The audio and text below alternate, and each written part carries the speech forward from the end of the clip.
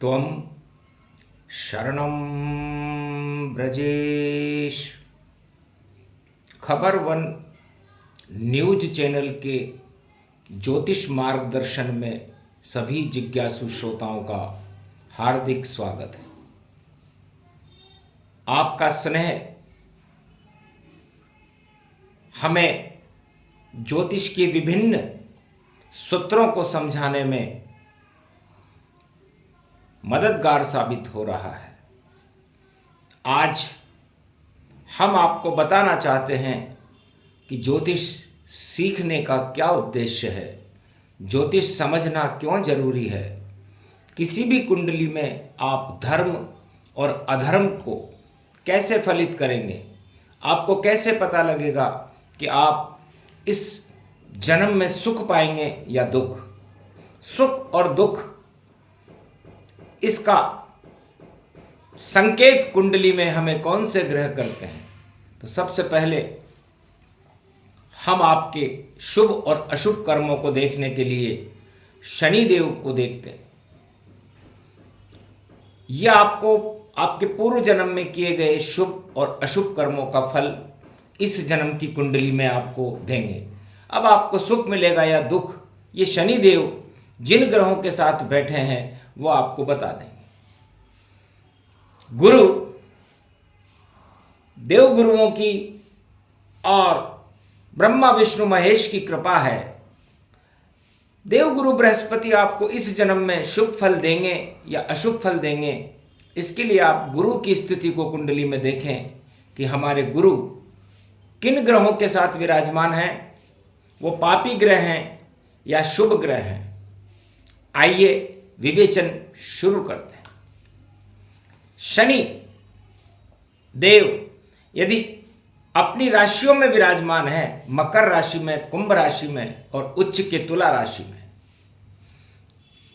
और तो आप शुभ कर्म करके पूर्व जन्म में इस धरती पर आए हो, और यदि उनके साथ शनि देव के साथ शुक्र, बुध, गुरु ये भी विराजमान हो जाएं तो समझ लो आपके जीवन में शुभता, आपके जीवन में चारों तरफ सुगंध फैला रही है।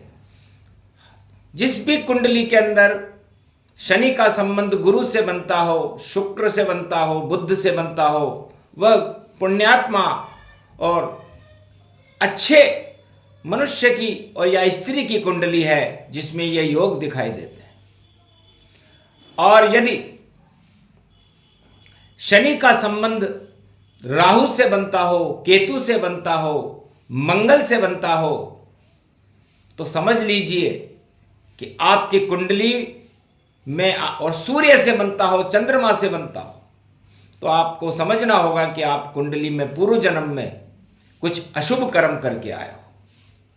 यदि सूर्य और शनि आपकी कुंडली में एक ही राशि में विराजमान हो तो समझ लीजिए आप अशुभ कर्म करके आए हैं, क्योंकि सूर्य पिता का कारक ग्रह है, सूर्य सरकार का कारक ग्रह है, सूर्य आपकी संतान का भी कारक ग्रह है।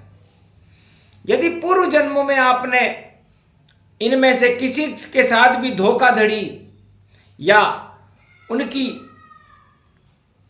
साथ अपने कार्य संपन्न नहीं किए, जिम्मेदारियां नहीं निभाई, तो इस जन्म में आपको वो पाप और उन कर्मों का फल भोगना पड़ेगा। और आपके पिता की सेवा करने से, सरकार की सेवा करने से, अपने पुत्रों की सेवा करने से आप इस जीवन में सफलता प्राप्त कर सकते हो। वरना आपने पूर्व जन्म में सरकार को धोखा दिया, पिता को धोखा दिया, अपने पुत्रों की जिम्मेदारियां नहीं निभाई, इसलिए आपको ये योग इस कुंडली में मिला है। यदि आपकी कुंडली में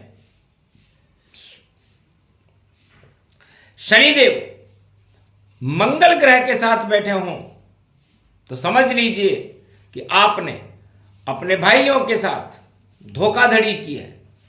इसलिए इस जन्म में आपको आपके जीवन में होने वाले अर्थोपार्जन में आपको बड़ी दुविधा मिलेगी, जीवन संकट में होगा, बार बार आपके शरीर को दुख भोगने पड़ेंगे, चोट एक्सीडेंट सहन करने पड़ेंगे, जिसकी कुंडली में भी मंगल और शनि का योग किसी भी तरह बैठा हो, और आपको वह सब काम करने पड़ेंगे, बार बार आपका व्यापार बदलेगा। इसलिए यदि ये योग आपकी कुंडली में है तो आप अपने भाइयों की सेवा करें, मातृभूमि की सेवा करें।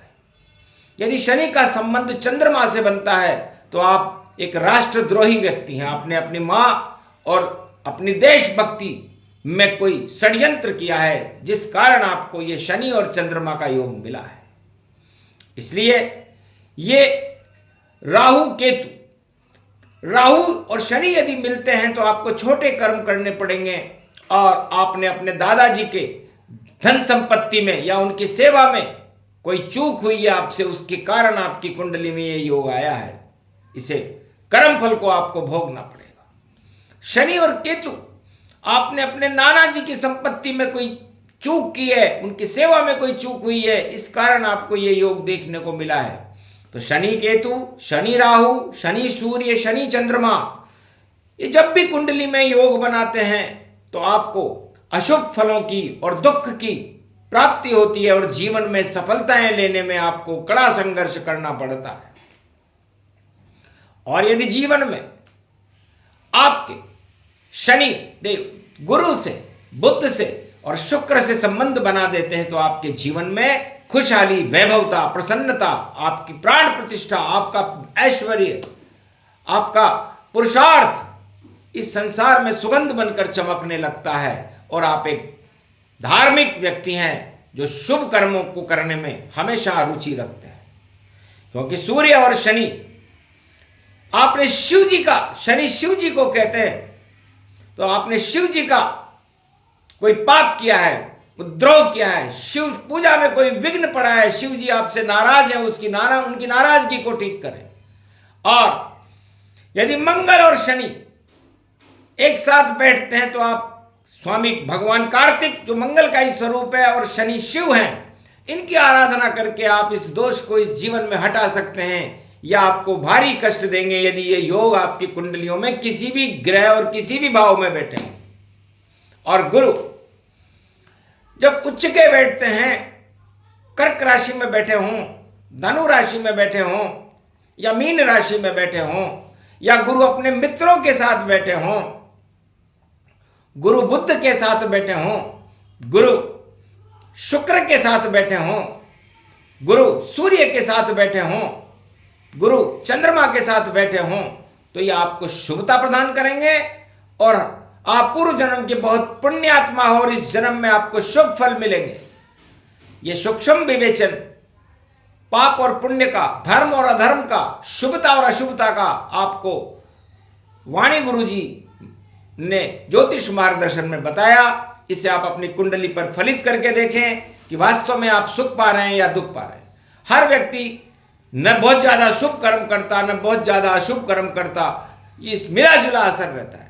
किसी की कुंडली में शुभता ज्यादा होती है, किसी की कुंडली में अशुभता ज्यादा होती है। इसलिए आप इसको इस तरह देखें और अपने जीवन का स्वयं निर्णय करें। जय श्री कृष्ण।